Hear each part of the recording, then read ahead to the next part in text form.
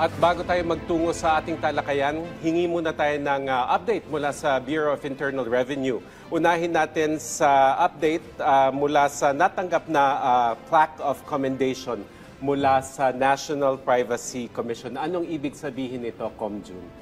Well, una-una, maraming salamat po dyan. Ang pagkakaloob ng plaque of commendation mula sa National Privacy Commission or NPC ay isang napakalaking karangalan para sa Bureau of Internal Revenue or para sa amin po. Ito po ang kauna-unahang pagkakataon na iginawad ng NPC ang ganitong uri ng parangal sa isang ahensya ng pamahalaan. Kaya't mas lalo po naming pinahalagan ang pagkakilalang ito.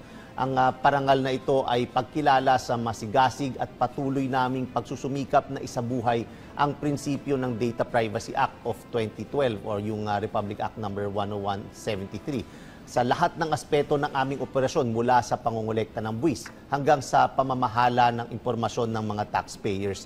Hindi lamang po ito simpleng compliance o pagsunod sa batas, kundi ito ay patunay na pinaprioritize ng BIR ang karapatan ng bawat taxpayer pagdating sa proteksyon ng kanilang personal data. Sa ilalim ng ating pamumuno, kami po sa BIR ay naninindigan na ang aming mga sistema ay hindi lamang effective kundi ethical din. Dahil sa transparency, accountability at respect to taxpayer information, privacy na aming pinanghahawakan.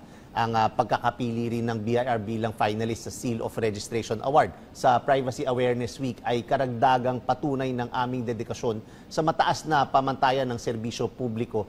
Sa huli, ang pinakamahalagang ibig sabihin ng parangal na ito ay tiwala na ang inyong personal data ay ligtas sa BIR at kami ay patuloy na magiging huwarang na ahensya pagdating sa responsable at makataong pamamahala ng impormasyon. Dahil naniniwala rin tayo, alam naman natin kung gaano ka-sensitive ang information na hawak ng BIR pagdating sa mga taxpayers. Kaya again, ang pinapahiwatig nito ay protected ang inyong mga personal information. Ayan. So ano yung mga hakbang na ginagawa ng BIR Comjun para ma-ensure na safe at protektado yung datos ng ating mga kababayan alinsunod na rin sa Data Privacy Act of 2012? Marami po upang matiyak ang mahigpit na pagsunod sa Data Privacy Act of 2012.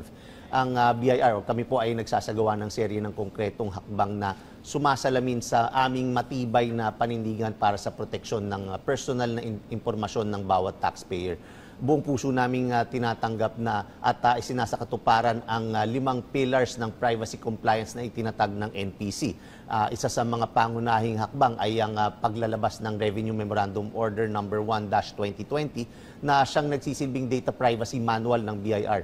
Nilalaman nito ang mga proseso at patakaran para sa maayos, ligtas at naayon sa batas sa data privacy management and security. Itinalag din po natin ang Deputy Commissioner ng ISG or Information Systems Group bilang Official Data Protection Officer o yung DPO ng BIR at bumuo ng Data Privacy Committee na binubuo naman ng mga kinatawan mula sa iba't ibang bahagi ng Bureau. Isinasagawa rin ng Privacy Impact Assessment sa aming critical systems upang matukoy at mabawasan ang mga potential threat sa data privacy. May regular na training sa data privacy at information security para sa mga bagong empleyado at refresher briefings para naman sa buong bureau upang mapanatili ang kaalaman ng bawat kawani. Bukod pa rito, nagpapatupad kami ng mga policies, internal memoranda, guidelines, and procedures hinggil sa confidentiality practices, information security at data privacy. Sa kabuuan, nagsasagawa kami ng malawakang compliance audit sa buong BIR upang masiguro ang integridad ng aming compliance sa batas at mapalakas ang proteksyon para sa datos ng publiko. Ayan, napaka-comprehensive ng inyong approach. Pero kung pwede niyo po bang ipaliwanag kung paano naman isinama ang privacy by design principle sa inyong mga tax collection at administrative systems at paano niyo tinitiyak na ligtas sa panahon ng digitalization at online transactions ang mga impormasyon ng ating mga taxpayer? Well, ang prinsipyo ng privacy by design ay mahigpit na sinusunod sa BIR. Nangangahulugan na mula pa lamang sa development phase ng mga systems namin ay isinasang-alang na ang privacy requirements. Ilan sa mga hakbang na ginagawa namin ay ang paggamit ng makabago at advanced technologies para sa cyber security.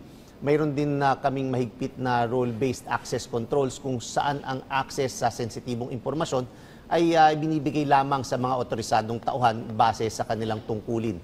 Sa development stage ng aming mga systems, tinitiyak naman na namin na limitado lamang ang sa kinakailangan ang data na kinokolekta. May malinaw na policies sa data retention at disposal at ipinapatupad ang secure data default settings tulad ng session timeouts at paggamit ng HTTPS protocols. Ang mga hakbang na ito ay tumutugon hindi lamang sa legal compliance kundi nagbibigay ng dagdag na seguridad sa panahong laganap ang online transactions at digital transformation. Sa ganitong paraan na sinisigurado namin na ligtas at makabago ang pagmamanage namin sa impormasyon ng publiko. Paano naman halimbawa na kung may tanong o reklamo ang isang taxpayer kung paano ginagamit yung kanyang information. So paano nyo tinutugunan ito? Well, bilang isang ahensya na maraming may pananagutan sa pagtutok sa sensitibong impormasyon ng publiko, mahalaga rin para sa BIR na magkaroon ng malinaw at maagap na mekanismo para dyan sa pagtugon sa mga reklamo o tanong ng mga taxpayers kaugnay ng kanilang personal data. Upang maisakatuparan nito, may nakatalagang email address ng BIR. Ito ang BIR_DPO@bir.gov.ph. Yan po ang aming email na kung saan na maaaring magpadala ng mga katanungan o reklamo tungkol sa posibleng paglabag sa data privacy. Ang email na ito ay aktibong minomonitor at tinutugunan upang hindi mapabayaan ang anumang hinaing ng publiko. Para naman sa mga mas seryosong issue tulad ng data breach o itong mga incident reports, ang aming Data Privacy Committee ay particular na ang Incident and Data Breach Response Team ang agad na umaaksyon alinsunod sa itinakdang protocol sa ilalim ng RMO 58-2019. Ang polisiyang ito ay nagbibigay ng maayos, sistematiko at agarang tugon sa mga banta sa seguridad ng impormasyon. Ito man ay nasa electronic format o physical records. Sa kabuuan, ang aming layunin ay masiguro na ang bawat boses ng mamamayan ay marinig at matugunan sa paraang responsable, makatarungan at alinsunod sa batas. So marami pong mekanismo na nandyan. I'm pretty sure in the coming months meron pang improvements na gagawin sa data privacy policy ng BIR. So ano-ano yung mga ito?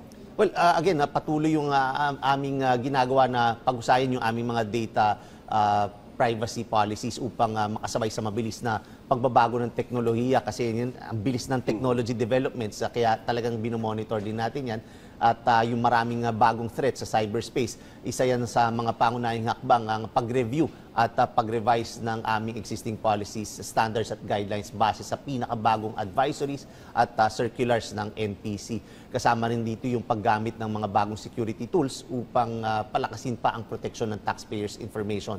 Hindi rin po namin kinakalimutan ang pagpapalalim ng kaalaman ng aming mga kawani. Kaya tuloy-tuloy din ang training at awareness programs para sa lahat ng antas ng BIR personnel. Bukod pa rito, of course, yung ating planado na rin na ang pag-enhance ng privacy impact assessments at sa mga susunod na hakbang balak din namin ipatupad ito sa pakikipagtulungan sa mga third-party experts upang mas maging objective at comprehensive ang pagsusuri dahil ang gusto po namin dito ay masigurado ang data privacy framework ay hindi lamang responsive kundi proactive rin sa kabila ng mga bagong hamon. Na-mention nyo yung third-party experts, yung cooperation. Paano naman po sa ibang ahensya ng gobyerno? Meron ba kayong koordinasyon para malaman ko ano yung best practices in terms of data protection? Meron nag-aano tayo dyan nag-coordinate tayo, especially sa DICT. Marami tayong kino-coordinate dahil hindi lamang tayo yung may mga experts. Actually, mas expertise din ng iba't ibang ahensya yung kino-coordinate din natin. So sa ibang usapin naman, ano po yung mga dapat malaman na detalye ng mga taxpayer tungkol sa estate tax amnesty tulad ng processing time, tax rate at deadline ng paghahain? Ito nga estate tax amnesty, dahil ito yung batas na na may amnesty for estate tax.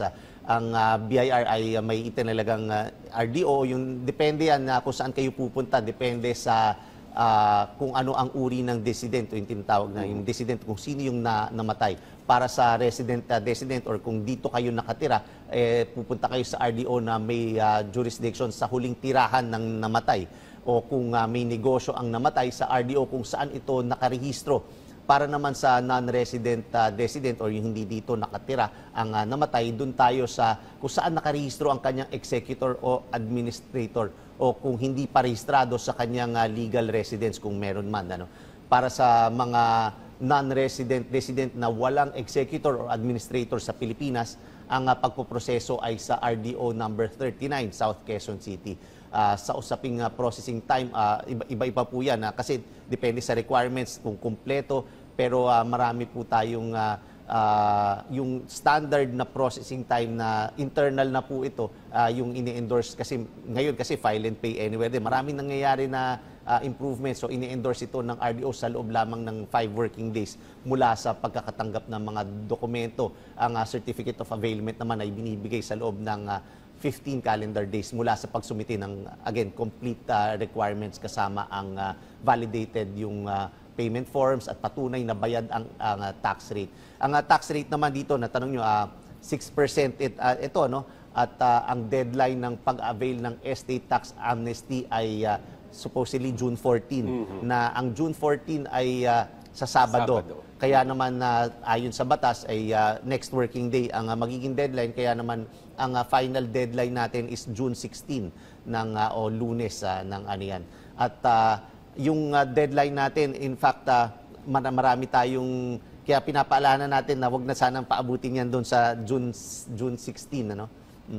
Ang Pilipino pa naman mahilig sa last-minute transaction. Sa advisory naman na inisyu ng BIRCom, simula June 4 ay in-extend ang banking hours ng mga authorized agent banks para sa SA tax amnesty deadline. Ano po yung layunin nito at hanggang kailan po yung extension? Well, ang layunin nito ay mas masigurado na mas marami tayong ma-accommodate ng mga taxpayers dahil sa mga nakaraang linggo nakita natin na dagsa ang yung mga tao na pumupunta sa aming opisina. So ito para mas bigyan ng sapat na oras at pagkakataon ang taxpayers na magbayad ng kanilang estate tax sa ilalim ng estate tax amnesty program. In fact, yung extension na to nangyari pa nung simula nung June 4, nagsulat na tayo na magkaroon ng extended banking hours. So ito pong extended banking hours ay hanggang June 16 din po sa Lunes hanggang alas 5. So hanggang alas 5 ng hapon upang again ma-accommodate ang mas maraming taxpayers na nais makinabang sa amnesty bago ang deadline sa June 16. Yeah. Bukod dun sa extended banking hours, ano pa po yung tulong na pwedeng ibigay ng BIR sa mga kababayan natin para sa tax returns at pagbabayad ng estate tax? Ngayon po, nung nakaraang linggo, no, I'm proud to say also na ating very hardworking BIR employees ay umuuwi ng hating gabi na, natatapos sa ilang araw na itong nangyayari dahil nga dagsa hindi namin sila pinapauwi basta't nandyan sila ay sinoserve natin, kaya nag-extend po tayo even us. Kaya may nababalita rin talaga tayo na ang uwi na ng ating mga empleyado ay alas 12 na ng ating gabi para lang masiguradong matanggap yung mga application ng estate tax application ng mga taxpayers, ano. So marami tayong ginagawang mga information awareness din.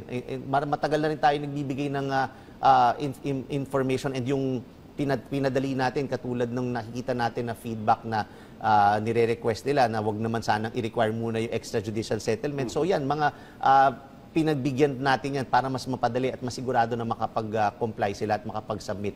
So ito yung gagawin namin. Again, ngayon, kahit alas 5 na, basta't nandyan ang mga tao ay tatanggapin pa rin natin yan.